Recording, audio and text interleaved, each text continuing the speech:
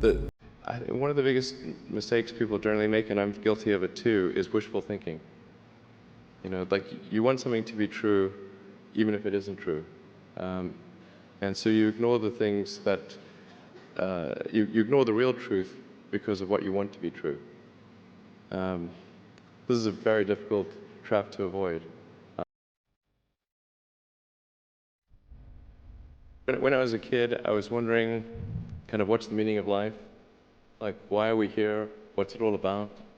And I came to the conclusion that what really matters is trying to understand the right questions to ask. And the more that we can increase the scope and scale of human consciousness, the better we are able to ask these questions. If you're starting a company, you need to work super hard. So what does super hard mean?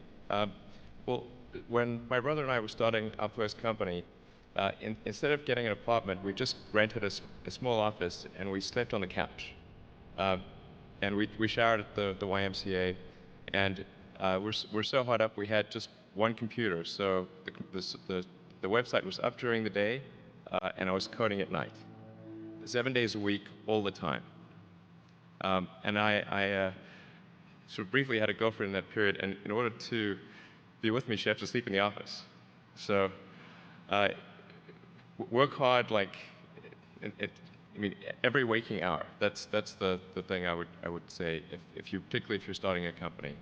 And I mean, if you do simple math, say like, okay, if somebody else is working 50 hours and you're working 100, you'll get twice as much done in the course of a year as the other company. The other thing I'd say is that if you're creating a company or if you're joining a company, the most important thing is to attract great people. So either join a group that's amazing, that you really respect, or if you're building a company, you've got to gather great people. I mean, all a company is a group of people that have gathered together to create a product or service. And so depending upon how talented and hardworking that group is, and the degree to which they're focused cohesively in a good direction, that will determine the success of the company. So do everything you can to gather great people if you're creating a company. Then I'd say focus on signal over noise. A lot of companies get confused. They spend money on things that don't actually make the product better. So, for example, at Tesla, we've never spent any money on advertising. We put all of the money into R&D and manufacturing and design to try to make the car as good as possible. And I think that's the way to go. So for any given company, just keep thinking about, are these efforts that people are expending, are they resulting in a better product or service? And if they're not, stop those efforts. And then the final thing is to sort of, don't just follow the trend. So you may have heard me say that it's good to think in terms of the physics approach, or first principles, which is, rather than reasoning by analogy, you boil things down to the most fundamental truths you can imagine, and you reason up from there. And this is a good way to figure out if something really makes sense, or if it's just what everybody else is doing.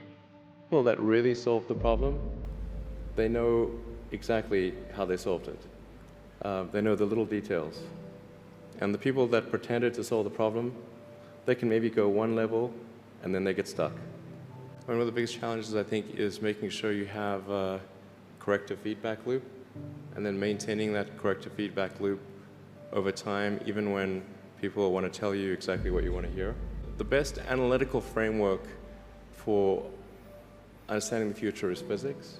I'd recommend studying the thinking process around physics, like not the equations. I mean, the equations certainly they're helpful, but the way of thinking in physics is it's the best framework for understanding things that are counterintuitive.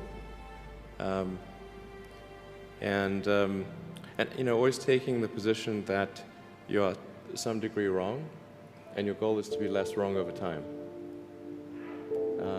And like I said, it's certainly one that I find myself in having problems with.